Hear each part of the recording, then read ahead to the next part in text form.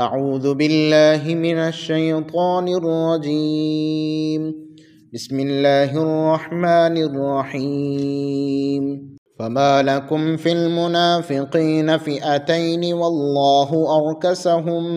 بما كسبوا أتريدون أن تهدوا من أضل الله ومن يضلل الله فلن تجد له سبيلا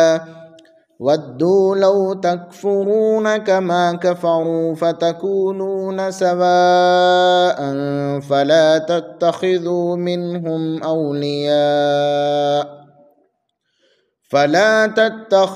منهم أولياء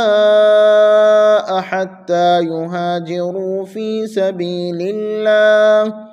فإن تولوا فخذوهم واقتلوهم حيث وجدتموهم ولا تتخذوا منهم وليا ولا نصيرا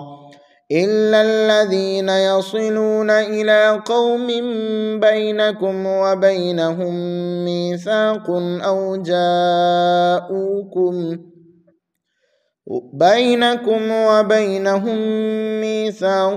أو جاءوكم حصرت صدورهم أن يقاتلوكم أو يقاتلوا قومهم ولو شاء الله لسلطهم عليكم فلقاتلوكم فإن اعتزلوكم فلم يقاتلوكم وألقوا إليكم السلم فما جعل الله لكم عليهم سبيلا ستجدون آخرين يريدون أن يأمنوكم ويأمنوا قومهم كلما عدوا إلى الفتنة أركسوا فيها فإن لم يعتزلوكم ويلقوا إليكم السلم ويكفوا أيديهم فخذوهم واقتلوهم حيث ثقفتموهم وأولئكم جعلنا لكم عليهم سلطانا مبينا. أعوذ بالله من الشيطان الرجيم. بسم الله الرحمن الرحيم.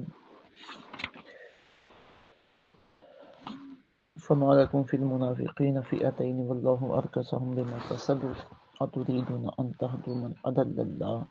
ومن يضلل الله فلن تجد له سبيلا. آمنت بالله صدق الله العظيم. رب اشرح لي صدري ويسر لي أمري واحلل عقدة من لساني يفقهوا قولي.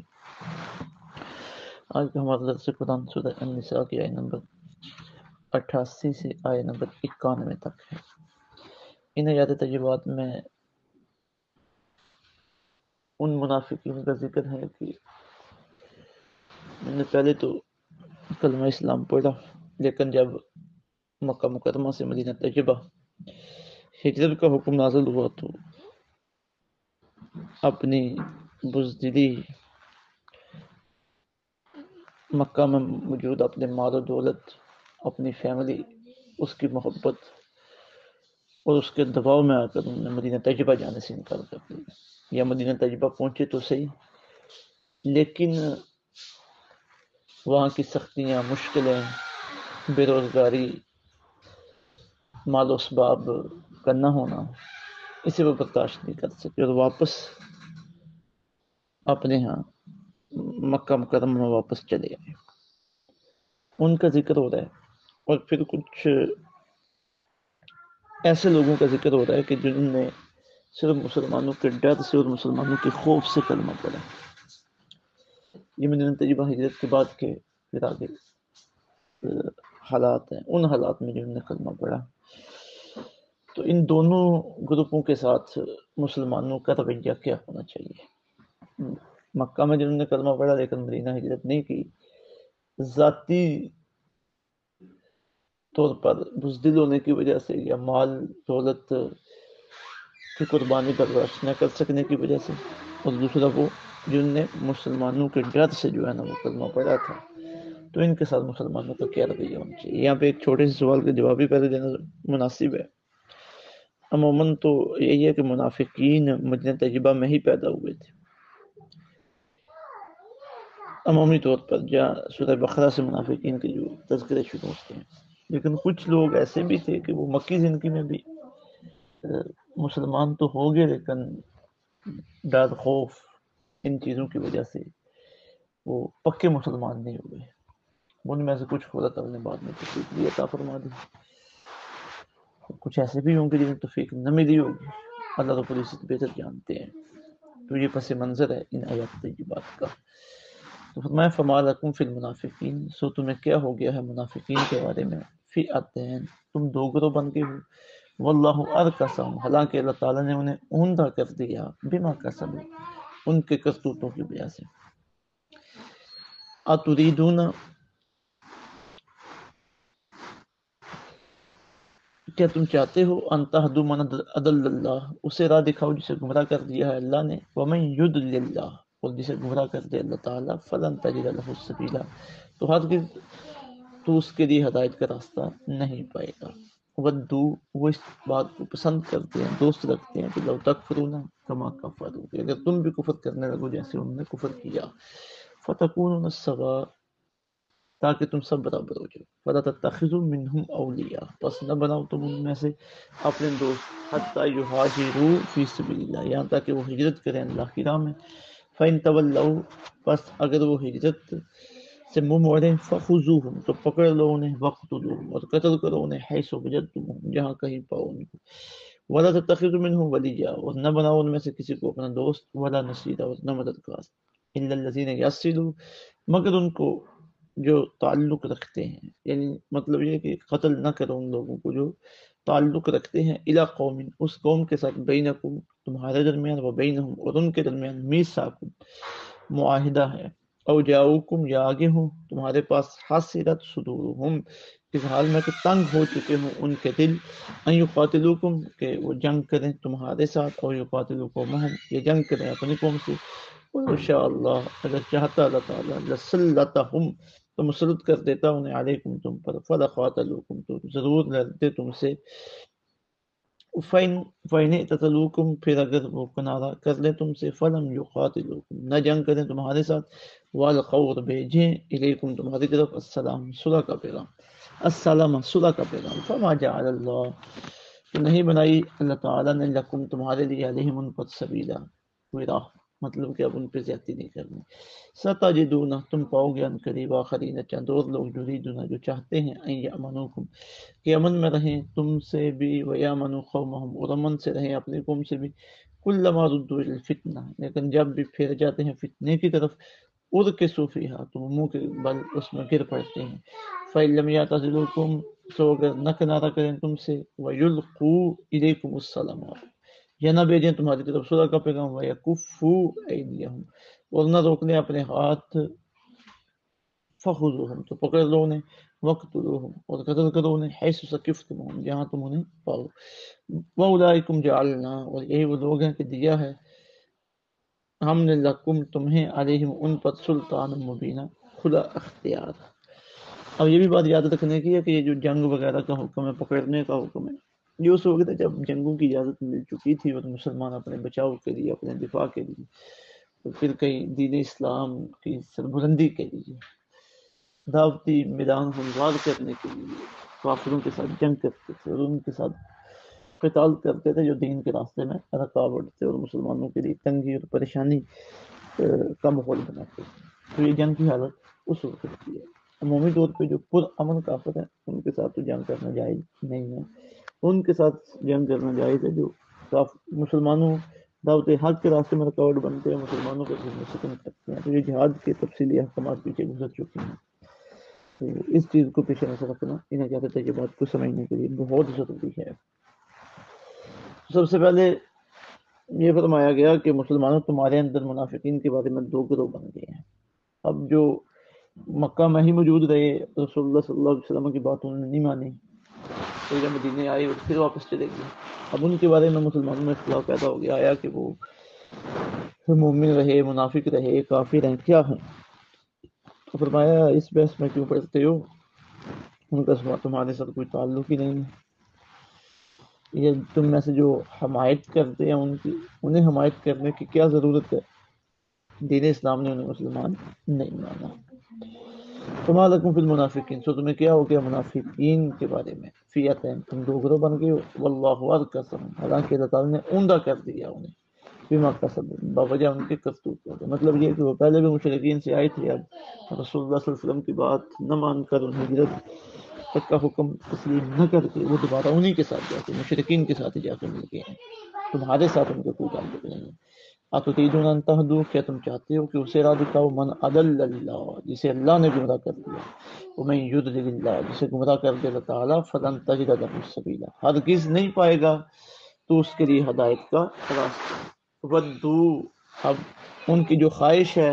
کافروں کے بارے میں، مسلمانوں کے بارے میں ان کی جو خواہش ہے، جس کا ناک کٹ جائے لوگ اسے ناک کٹا بولے، تو اس کا بھی یہ ہوتا ہے کہ سب کا ناک کٹ جائے تاکہ سب برابر ہو جائے، اور مجھے کوئی نمایاں کر کے ناک کٹا نہ بول سکے۔ اور ان کی بھی یہی حالت ہے کہ یہ بھی چاہتے ہیں کہ جس طرح وہ کافر ہوئے تم بھی کافر ہو جاؤ تاکہ معاملہ برابر ہو جائے۔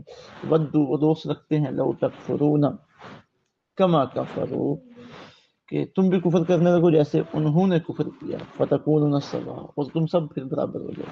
فلا تتخذوا منهم اولیاء، پھر آگے فرمایا جا رہا ہے کہ اب ان کے ساتھ تمہاری دوستی نہیں ہونی چاہیے، کوئی ارانہ نہیں ہونا چاہیے، کوئی تعلق نہیں ہونا چاہیے۔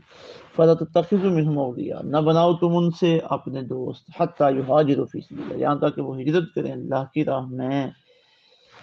فَإِن تَوَلَّوْا، پھر اگر وہ ہجرت سے منہ موڑیں، فَخُذُوهُمْ، تو پکڑ لو انہیں، وَاقْتُلُوهُمْ، اور قتل کرو انہیں، حَيْثُ وَجَدتُّمُوهُمْ، جہاں کہیں پاؤ ان کو۔ وَلَا تَتَّخِذُوا مِنْهُمْ وَلِيًّا، نہ بناؤ ان میں سے کسی کو اپنا دوست، ولا نصیرا، اور نہ مددگار۔ اگر وہ اللہ رسول کی بات مان لیں، تسلیم کریں، ہجرت کریں جو اس وقت کا آرڈر ہے، تو پھر تو ٹھیک ہے، ورنہ ان کے ساتھ تمہارا کوئی تعلق نہیں ہے، انہیں اپنے سے شمار نہ کرو، اور جہاں کہیں ملے۔ تمہارا کافروں کے ساتھ تمہاری جنگ ہو رہی ہے، قتال ہو رہا ہے، وہ بھی سامنے آ گئے ہیں، یا وہ جنگ کرنے کے لیے تمہارے مد مقابل آ گئے ہیں، تو انہیں معاف نہیں کرنا۔ الا الذین یصلوا، ہاں ان میں سے وہ لوگ جو اس قوم کے ساتھ تعلق رکھتے ہوں جن کے ساتھ تمہارا جنگ بندی کا معاہدہ ہے، امن کا معاہدہ ہے، تو پھر انہیں کچھ نہیں وہ کرنا۔ یا ان میں سے کچھ لوگ تمہارے پاس آ جائیں اور کہیں جی ہم تمہارے ساتھ جنگ نہیں کرتے، اور نہ ہی ہم تمہارے ساتھ مل کے اپنی قوم سے جنگ کریں گے، یعنی آگے ہیں انہوں نے اسپین کر دیا کہ ہم جنگ و جدال کے معاملات سے الگ، عقیدہ ہمارا اپنا، لیکن جنگ وغیرہ نہیں کریں گے، تو فرمایا پھر انہیں بھی معاف کر، انہیں بھی چھوڑ دو، انہیں قتل نہ کریں۔ فرمایا الذین یصلوا الی قوم بینکم، مگر ان کو قتل نہ کرو جو تعلق رکھتے ہیں اس قوم سے کہ بینکم و بینہم میثاق، اس کے درمیان اور تمہارے درمیان معاہدہ ہے، او جاؤکم حاصلت صدورہم، یا آگے ہوں تمہارے پاس اس حال میں کہ تنگ ہو چکے ہوں ان کے دل، ان یقاتل، ان کے سینے، ان یقاتلوکم او یقاتلوکم، کہ وہ جنگ کریں تم سے، جنگ کریں اپنی قوم سے۔ ولو شاء اللہ لسلطہم، اگر اللہ تعالیٰ چاہتا تو انہیں مسلط کر دیتا، علیکم تمہارے اوپر، فلقاتلوکم، تو ضرور لڑتے تم سے۔ فإن اعتزلوکم، پھر اگر وہ کنارہ کر دیں تم سے، فلم یقاتلوکم، نہ جنگ کریں تمہارے ساتھ، والقوا الیکم السلام، اور بھیجیں تمہاری طرف صلح کا پیغام، فما جعل اللہ علیکم، فما جعل اللہ لکم علیہم سبیلا، تو اللہ تعالیٰ نے تمہارے لیے ان پر زیادتی کا کوئی راستہ نہیں بتایا۔ مطلب یہ کہ جب وہ امن کے اندر آگے ہیں تو اب تم نے ان کے ساتھ زیادتی نہیں کرنی۔ تو اس سے اسلام کے جہادی نقطہ نظر کا ایک اہم نقطہ سامنے آ رہا ہے کہ جو امن کے اندر ہے اور امن کے ساتھ رہنا چاہتا ہے، مسلمانوں کو اسے قتل کرنے کی، اسے تنگ کرنے کی اجازت نہیں ہے۔ ستجدون آخرین، تم پاؤ گے چند وہ لوگ ان قریب یریدون، چاہتے ہیں، ان یامنوکم، کہ امن میں رہیں تم سے، ویامن قوم، امن میں رہیں اپنی قوم سے، کلما ردوا الی الفتنہ، لیکن جب بھی پھیرے جاتے ہیں فتنہ کی طرف، ارکسوا فیہا، تو منہ کے بل گر پڑتے ہیں اس میں۔ مطلب یہ کہ کچھ لوگ ایسے بھی ہیں جو دعوے دار تو ہیں کہ ہم مسلمانوں کے ساتھ جنگ نہیں کرتے، امن میں رہنا چاہتے ہیں اور اپنی قوم سے بھی امن میں رہنا چاہتے ہیں، یعنی ہم غیر جانبدار ہیں، غیر جانبدار ہے۔ اچھا یہاں تک تو انہوں نے یہ بات کہا کہ مسلمانوں سے اپنا بچاؤ کر لیا، لیکن اب بات اس پہ وہ قائم نہیں رہتے، جب انہیں کافروں کی طرف سے کہا جاتا ہے کہ تم مسلمانوں کے خلاف ہمارے ساتھ لڑو، تو وہ کیا کرتے ہیں، فتنے میں مبتلا ہو جاتے ہیں، مطلب یہ کہ مسلمانوں کے خلاف اٹھ کھڑے ہوتے ہیں، اسلام کے خلاف اٹھ کھڑے ہوتے ہیں، تو فرمایا یہ پکے نہیں ہیں اپنی بات کے، یہ بھی انہی میں سے ہیں جو تمہارے دشمن ہیں، تو ان کے ساتھ تم جنگ کرو اور ان کا محاسبہ کرو۔ تو فرمایا کلما ردو اذا فتنہ، پھر جب کبھی پھیرے جاتے ہیں فتنہ کی طرف خود کی صوفیہ تو منہ کے بل اس میں گر پڑتے ہیں۔ فَإِن لَمْ يَعْتَزِلُوكُمْ، سو اگر یہ کنارہ کریں تم سے، وَيُلْقُوا إِلَيْكُمُ السَّلَامَ، یا ہاں فَإِن لَمْ يَعْتَزِلُوكُمْ، اگر یہ کنارہ نہ کریں تم سے، وَيُلْقُوا إِلَيْكُمُ السَّلَامَ، اور نہ پیغام بھیجیں تمہاری طرف صلح کا، وَيَكُفُّوا أَيْدِيهِمْ، اور نہ روک دیں اپنے ہاتھ تم سے، فَخُذُوهُمْ، تو پکڑ لو انہیں، وَاقْتُلُوهُمْ، اور قتل کرو انہیں، حَيْثُ ثَقِفْتُمُوهُمْ، جہاں تم انہیں پاؤ، وَأُولَٰئِكُمْ جَعَلْنَا لَكُمْ عَلَيْهِمْ سُلْطَانًا مُبِينًا، یہی وہ لوگ ہیں اللہ تعالیٰ نے تمہیں ان پر خود اختیار دیا ہے۔ تو یہ ہجرت مدینہ کے بعد ان کے مختلف قبائل تھے مشرکین کے، جو ظاہری طور پر کلمہ پڑھ لیتے تھے مسلمانوں کے ڈر کی وجہ سے، لیکن حرکتیں ان کے مسلمانوں کے خلاف ہی چلتی رہتی تھی، تو ان کے بارے میں یہ حکم ارشاد فرمایا گیا ہے۔ اللہ رب العزت سمجھ کی توفیق عطا فرمائے۔